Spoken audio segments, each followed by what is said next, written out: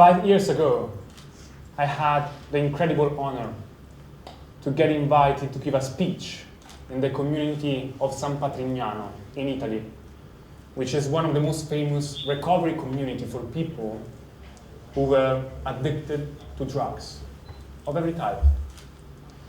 People who were seriously close to death, who were literally risking their lives because of the abuse of these substances. They enter this community where they start a detox process by finding activities to do every single day, so as to keep their mind busy, occupied, and not think about drugs. When I went there to give the speech, what I found was completely astonishing, because what I found was people who were more motivated, more passionate, more enthusiastic, more at peace than I was. And you know, frankly speaking, to be honest, from people who had struggled with drug addiction just months before, years before, I didn't expect anything like that. And so I asked myself, why is that? And one of the guys, Eric, explained it to me. And he said, you know, since we came here, everyone has found a passion. Every day people take on different roles. Some cook, some handle hospitality, some organize music performances for the community. For example, I wake up every single day at 5 a.m. to bake the bread for the community, and I love it. I definitely love it. I have realized, he told me,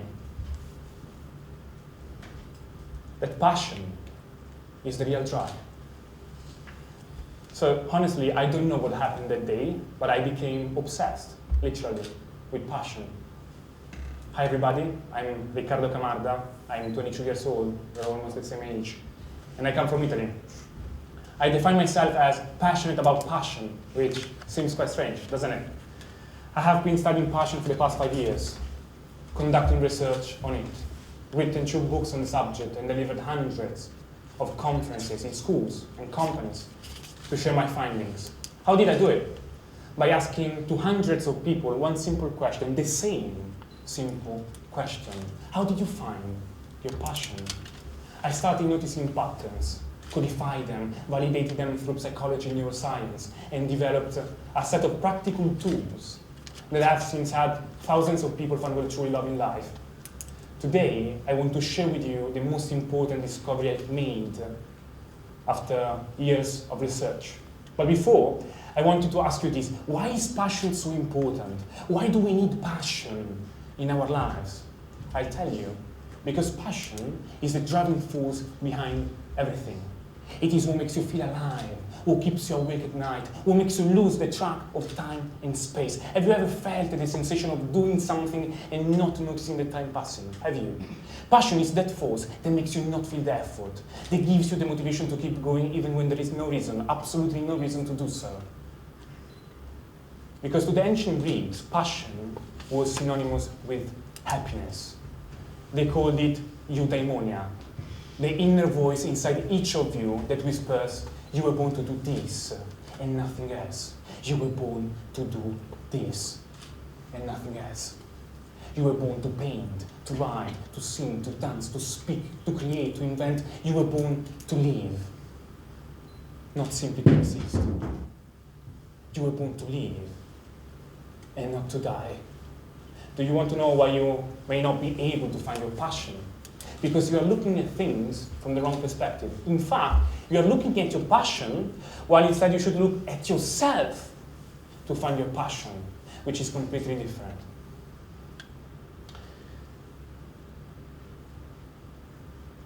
The seed you see in my hand right now, and by the way, it is a real seed, it is you. You are this seed. It is the most precious thing there is.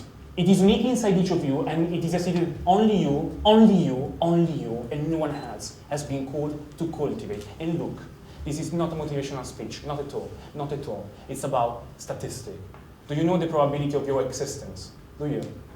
It's about 1 in 40,000 trillion. Not thousand, not million, not billion, 1 in 40,000 trillion. We are not sure about this statistic, but in any case, we are sure of this. It is a probability so low that is sacred. It means that for 14 billion years, there has never been anyone like you and good news. There will never be in the future. Not with your hair, with your nose, with your lips, with your way of being, with your interests, with your passions, with your talents, with your attitudes, with your gifts. This seed is definitely sacred. You are sacred.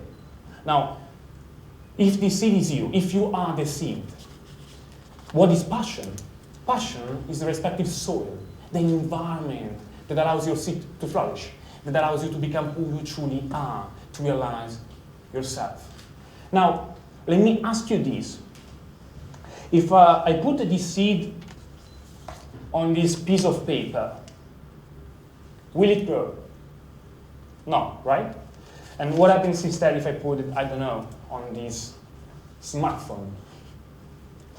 Will it grow? Not even here, right? And what instead if I put it in this small vase with soil, real soil? Now it will grow. And so, you see, it's not about the seed. It's not about the seed at all. It's about getting the right soil, the right environment for yourself. Because when you do, your seed will grow on its own, naturally, without you having to force anything, just like in nature.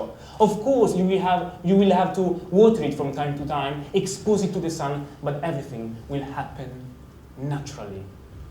And so the next question is this.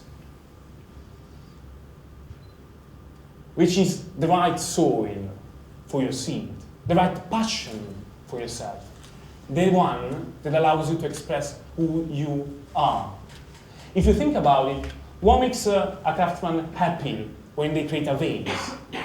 It is the fact that they're able to express their creativity, an abstract value that belongs to them, into something tangible, into something concrete, isn't it? They give form to something abstract, something that is deeply connected to them, to who they are.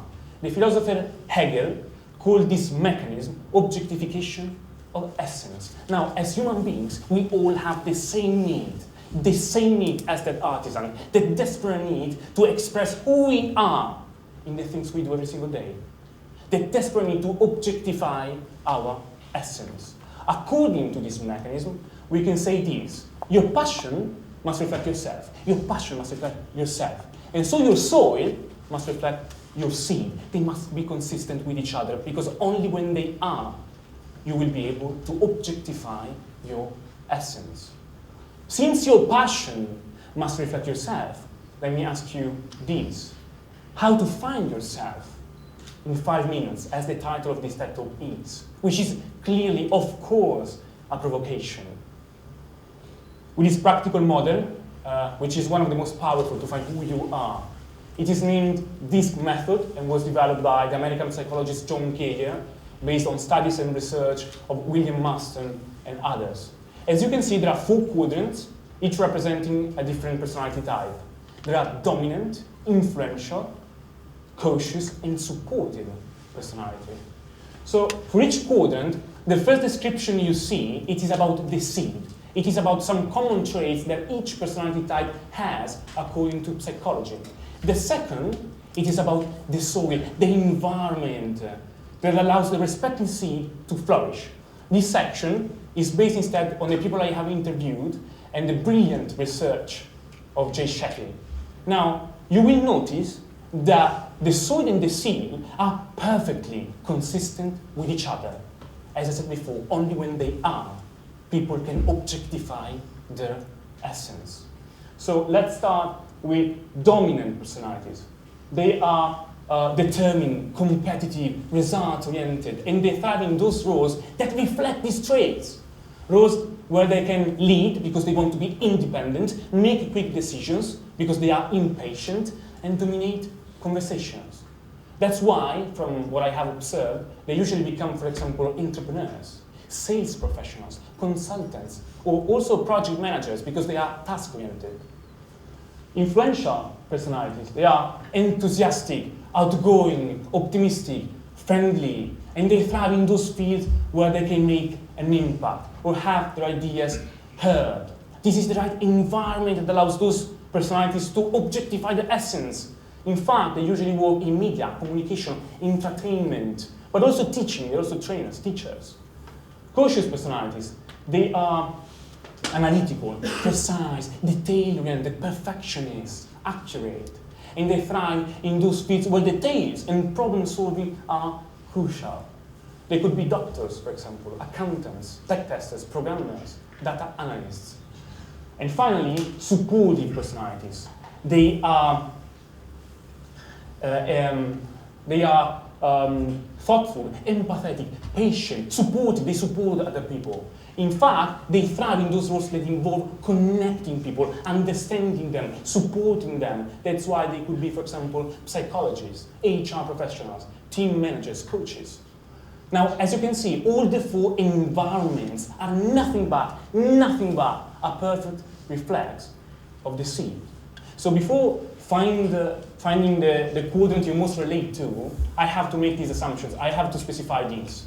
Of course, your uniqueness cannot be described by a model. Of course, your seed cannot be put in a quadrant. Of course not. But this tool is really effective and helps you to find out the main characteristics of your seed. Moreover, of course, you can have more personality traits from different quadrants at the same time, but there is one personality type, one quadrant that certainly predominates, that is more present in you. You should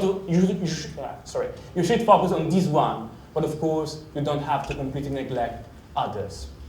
So find your quadrant, find the quadrant you most relate to. Ask yourself if you're more extroverted, introverted, with strangers, not with your friends, people-oriented or task-oriented. And by the way, if you struggle with finding your quadrant, try to find and analyze the personality of your idol, the person you admire the most, because it could be linked with yours, according to what in psychoanalysis is called projective identification mechanism, which is very, very powerful, introduced by Melanie Klein in 1942. Second, find not only your seed, but find your soul, your environment.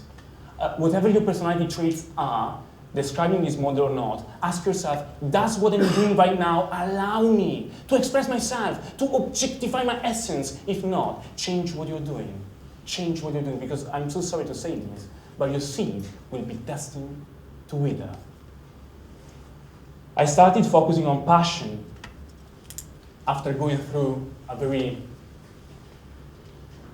difficult moment in my life, a kind of depression. I was 18 years old, and I was realizing my dreams, because I was working with some of the greatest trainers in the world, some of the biggest companies in Italy. I was giving conferences across all Italy, sharing my ideas, and suddenly, emptiness. Something happened in my life and made me hate my passion. Literally. It is quite ironic, isn't it? The very thing that used to make me feel alive had suddenly become what was killing me inside. I spent one entire year in bed, and I didn't want to do anything or to see anyone. And I became also physically ill, because my body has somatized the pain. And I had stomach surgery only 1 year ago. But then, receiving thousands of messages from people my age, telling me they felt lost, empty, disoriented, wanting to end it all because they didn't have a reason to go on. I became obsessed with passion. I had to get out of my crisis in order to help those young guys get out of theirs, and so I did. But I'm profoundly grateful for that moment, profoundly, because it made me realize that, as Christian King perfectly said, sometimes in life we think we have been buried, when instead we have been planted. If you think about it, to plant something, the destruction of the soil is necessary, isn't it? You can't plant a seed, you can't plant a tree without first digging a hole. And so be thankful, be grateful for the tough moment you go through in life, because from crisis I have seen the greatest passions arise. Also because very often what is called the sublimation mechanism, which is really, really powerful, studied by Freud, comes into play, as happened to me with my crisis. Everything that happens to you, including this conference, including this speech today, is the best thing for yourself. In fact, I strongly believe that right now you are exactly where you need to be. Maybe not where you want, but certainly where you need to develop the person you are destined to become. Passion saved my life. Passion saved the life of those guys in San Patrignano. Passion, and I'm sure of that, will save yours. Find the right environment, the right soil for yourself. Plant your seed. Objectify your essence. And make the difference in the world with what you love. Thank you very much.